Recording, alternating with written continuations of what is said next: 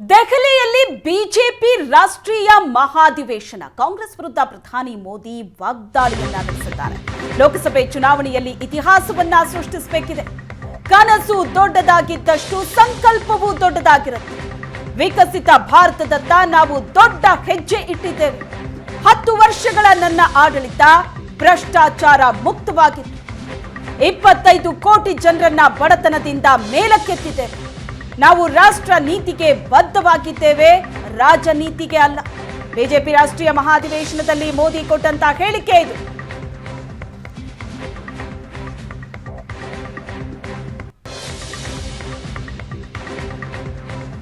बस तेल का इंपोर्ट कर लेते हैं और यहां से कुछ लेबर भेज देते हैं ताकि उनको रोजी रोटी मिल जाए।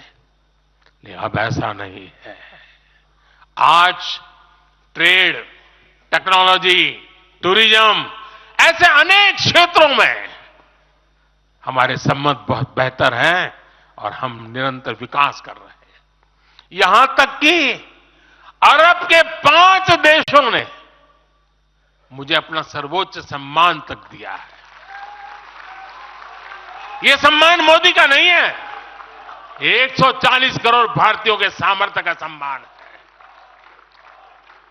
और भाइयों बहनों, विदेश नीति के जो भी जानकार हैं, वो विदेश से मिले हर संकेत भी पकड़ ले रहे होंगे। आज अलग अलग देशों में सत्ता और विपक्ष के दल ये खुलकर मानते हैं कि भारत के सशक्त होने से पूरी दुनिया का हित होने वाला है। ये पूरी दुनिया मानने लगी है। आज हर महाद्वीप में भारत का सम्मान, भारत की ताकत बढ़ रही है।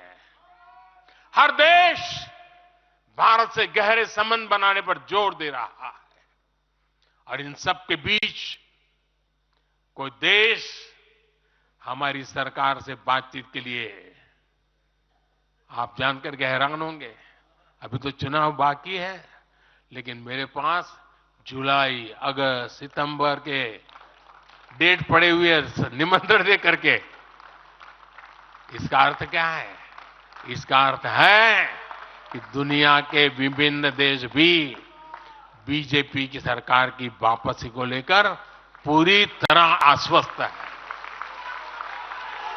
वो भी जानते हैं, दुनिया का हर देश जानता है, दुनिया की हर शक्ति जानती है, आएगा तो साथियों, कांग्रेस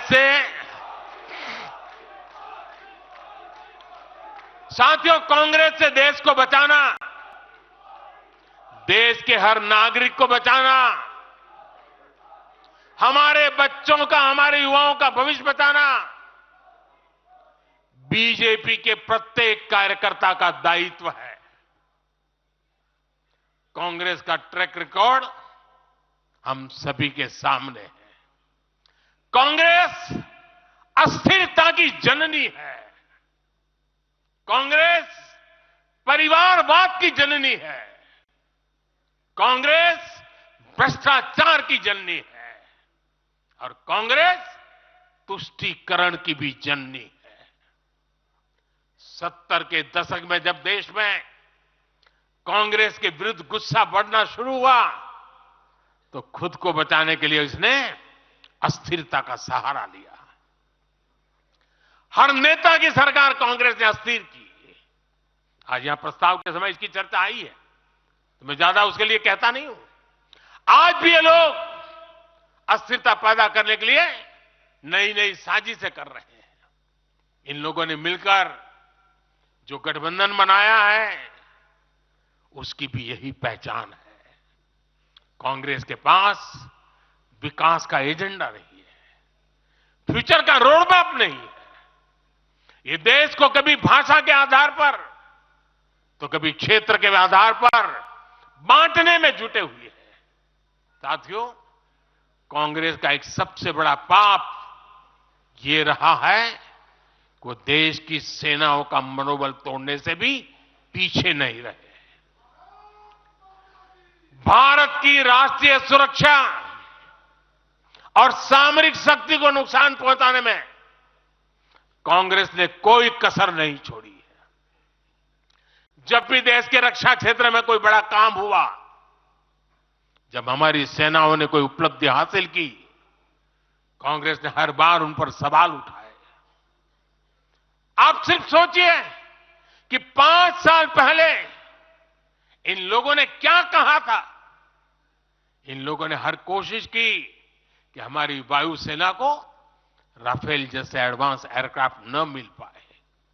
इन्होंने अप्रचार किया कि हिंदुस्तान एरोनॉटिकल लिमिटेड को, HAL को खत्म किया जा रहा है। ये लोग तो HAL के बाहर फोटो तक खींचवाने के लिए चले गए थे।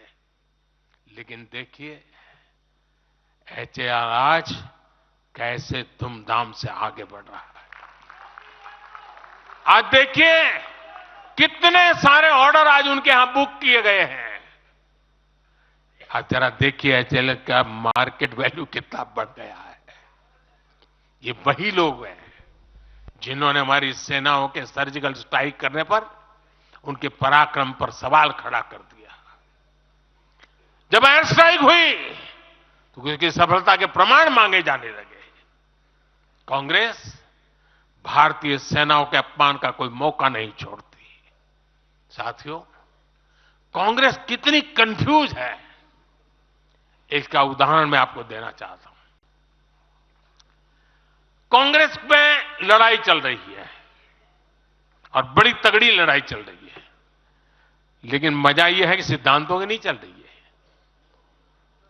योजनाओं को समझ में नहीं चल रही है। लड़ाई क्या चल रही है आपको जानकर के आश्चर्य होगा। क्या लड़ाई है? कांग्रेस में एक वर्ग है जो कहता है कि मोदी से तीखी नफरत करो, मोदी पर व्यक्तिगत आरोप लगाओ, मोदी की छवि खराब करने के लिए हर हथकंडे अपनाओ। एक वर्ग है। कांग्रेस के अंदर एक दूसरा वर्ग भी है जो कांग्रेस की मूल परंपराओं से निकला हुआ है, जो कहता है कि मोदी पर व्यक्तिगत आरोप, नफरत से कांग्रेस को बाहर निकालो, इससे कांग्रेस को और ज्यादा नुकसान होता है। यानी कांग्रेस हमसे सैद्धांतिक मुद्दों पर लड़ाई नहीं लड़ रही है। कांग्रेस इतनी हताश है कि उसमें सैद्धांतिक विरोध, वैचारिक विरोध का साहस भी नहीं बचा। इसलिए गाली गलौज और मोदी पर झूठे आरोप ही उनका एकमात्र एजेंडा बन गया है। साथियों, लाल किले से मैंने कहा था यही समय है, यही समय है, यही समय है। भारत के इतिहास में आज वो समय आ गया है जब हमें अपने देश का भाग्य बदल देना है। और साथियों, मैंने देशवासियों को लाल किले से कहा था और आपको तो कई बार कह चुका हूं। मैंने देशवासियों को कहा था कि अगर आप 10 घंटे काम करेंगे तो मोदी 11 घंटे काम करेगा। अगर आप 12 घंटे काम करेंगे तो मैं 13 घंटे काम करूंगा। अगर आप 14 घंटा काम करेंगे तो मैं 15 घंटे काम करूंगा। मेरे साथियों, देश भर के मेरे कार्यकर्ताओं, देश भर के मेरे देश को उज्जवल भविष्य के लिए आशा लगाकर बैठे हुए लोगों से मैं कहना चाहूंगा, आने वाले 100 दिनों तक बीजेपी के हर कार्यकर्ता को अपने लिए नए लक्ष्य बनाने होंगे।